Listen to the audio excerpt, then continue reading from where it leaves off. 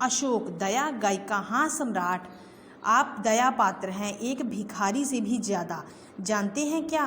क्योंकि आपको कोई प्यार नहीं करता, आप अकेले हैं। रेखा, बस गायिका, मूर्खता की भी कोई सीमा होती है और सहनशीलता की भी।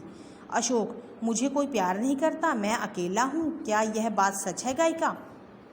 गायिका, बिल्कुल सच है, आपको कौन प्यार करता है? आप तो आकांक्षा के पुजारी हैं, पतझड़ के पेड़ की भी तरह अकेले हैं, पत्ते भी जिनका साथ छोड़ देते हैं। रेखा, भारतवर्ष के सम्राट अकेले हैं, उन्हें कोई प्यार नहीं करता।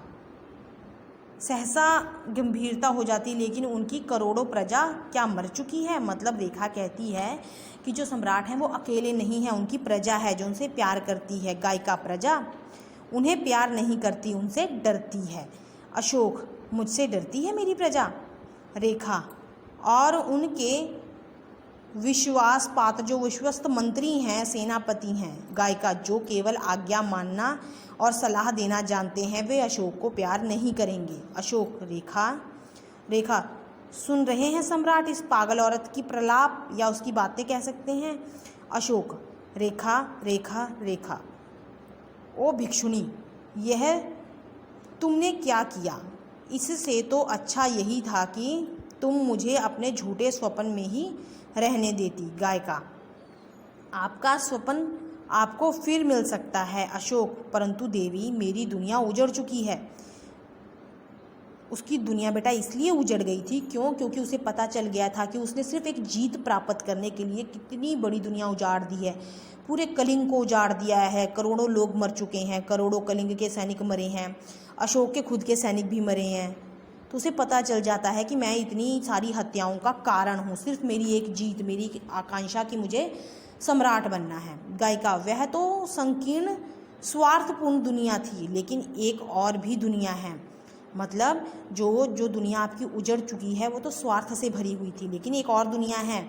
सम्राट, उस जगमगाते हुए तारे की, हंसी की नदियों की दुनिया।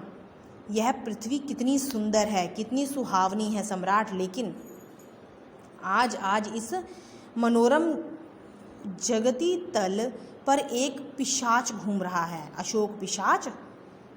मतलब वो बताती है कि जिस दुनिया में आप जी रहे थे उससे परे भी एक दुनिया है सुंदर सी, पर वहाँ पर आज एक पिशाच घूम रहा है। गायिका, हाँ, युद्ध का पिशाच। गायिका बताती है कि वो पिशाच क्या है? युद्ध का, नरसंहार का पिशाच, मतलब नर हत्या, मतलब इंसानों को मारने का पिशाच। सम्राट, इस सुंदर संसार में आज अकेला मनुष्य असुंदर है, मतलब असुंदर इस दुनिया पर कुछ है तो वो इंसान है। क्यों? क्योंकि वो इस धरती की सुंदरता को ख़त्म करते जाते हैं। हत्यारा है, अभागा है, अभागा होता है बेटा जिसका भाग्य खराब होता है। अशोक, ओह भिक्षुणी, इतनी जिम्मेदारी में नहीं सह सकूंगा। मतलब अशोक कहता है इतनी बड़ी जो जिम्मेवारी है मैं उसको सहन नहीं कर सकता। गायिका, सम्राट, इन रक्त की नदियों के पीछे, इस हाहाकार और अत्याचार के उस पार, मैं इस नई दुनिया स्वप्न देखती हूँ। कलिंग की उजड़ी हुई धरती में एक नई सृष्टि।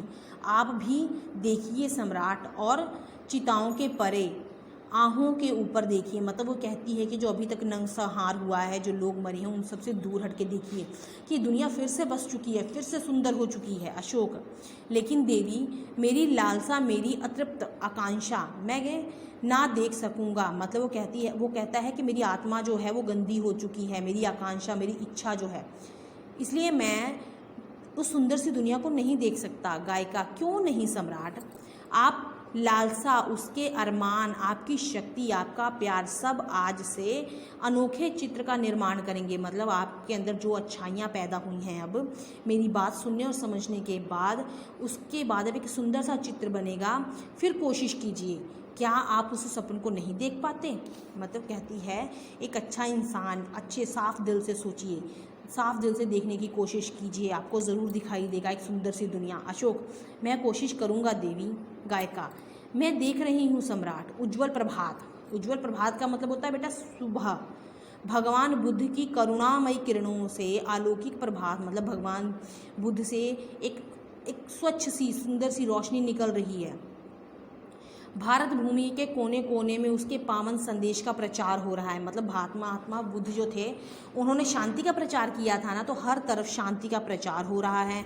आर्यव्रत में हर नगर शिलालेख और स्तंभ, और मैं देख रही हूँ सदियों बाद संसार के हृदय मंदिर में अशोक प्रतिमा, सच्चे धर्म के पुजारी की प्रतिमा। मुझे निराश ना करोगे सम्राट।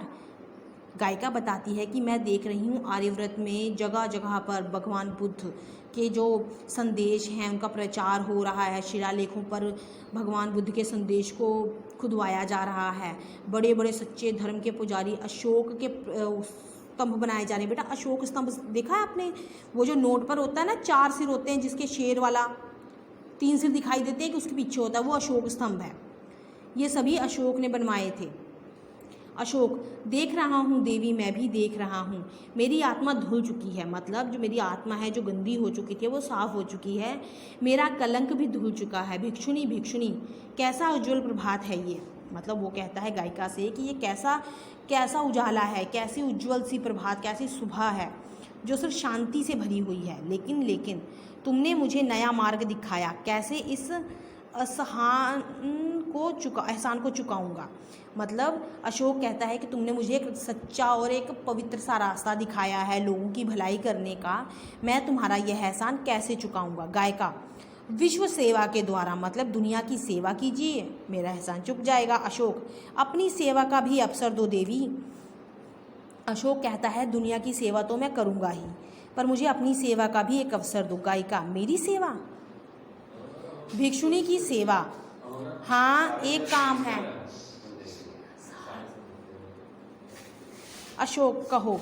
गायिका, आप मेरे लिए एक भाई ला दीजिए। ला सकेंगे अशोक भाई? गायिका, हाँ भाई, मेरा भी एक भाई था, परंतु कल वह आपके कलिंग युद्ध में मारा गया। अशोक, सच बताओ तुम कौन हो? गायिका, थी कलिंग की राजकुमारी, अब भिक्षुणी हूँ। मतलब वो कहती है कि पहले तो मैं कलिंग की राजकुमारी हूँ, लेकिन अब मैं एक भिक्षुणी हूँ, भीख मांगने वाली। भिक्षुणी होता है बेटा जो धर्म का प्रचार करते हैं ना, वो जो भिक्षु होते हैं वो।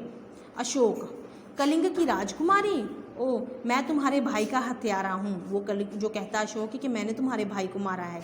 गायिका, नहीं सम्राट, आप ही मेरे भाई हो। मेरे भाई। अशोक, मेरी बहन। गायिका, कहो गाकर कहो, जोर से कहो, बुद्धम शरणम गच्छामि, संघ शरणम गच्छामि, धम्म शरणम गच्छामि। अशोक, बुद्धम शरणम गच्छामि, संघ शरणम गच्छामि, धम्म शरणम गच्छामि। मतलब ये जो क्या है, ये महात्मा बुद्ध जो हैं उनका धर्म प्रचार के लिए बेटा ये बोले जाते हैं। तो पहले ये गायिका ने बोले, बाद में उनके पीछे पीछे अशोक ने बोले। Thank you and have a nice day.